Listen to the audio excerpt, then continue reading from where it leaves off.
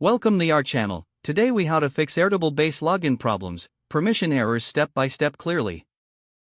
If you're experiencing login problems with your Airtable base, you're not alone. First, confirm that you have the correct login credentials. Double-check your email address and password for any typos. Next, ensure that your internet connection is stable.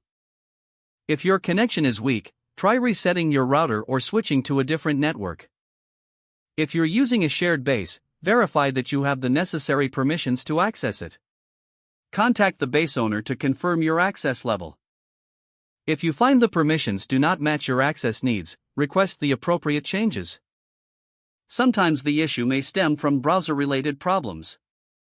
Clear your browser's cache and cookies, then try logging in again. Alternatively, switch to a different browser to see if the issue persists. If you're using a password manager, confirm that it's entering the correct credentials. Disable any browser extensions that might conflict with Airtable. If you have two-factor authentication enabled, ensure you enter the verification code accurately. Should you continue to face issues, consider resetting your password. Follow the prompts on the Airtable login page to initiate a password reset. Check your email for a password reset link and create a new password. If the login problems persist, try accessing Airtable from a different device. This will help determine if the issue is device-specific.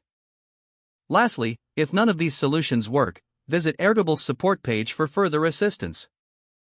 Provide them with detailed information about the problem you're facing. They will guide you through advanced troubleshooting steps and help resolve the issue.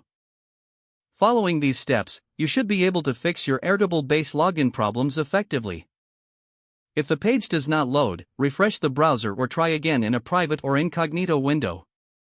Make sure you are using the correct email address, then retype it carefully to avoid small typos.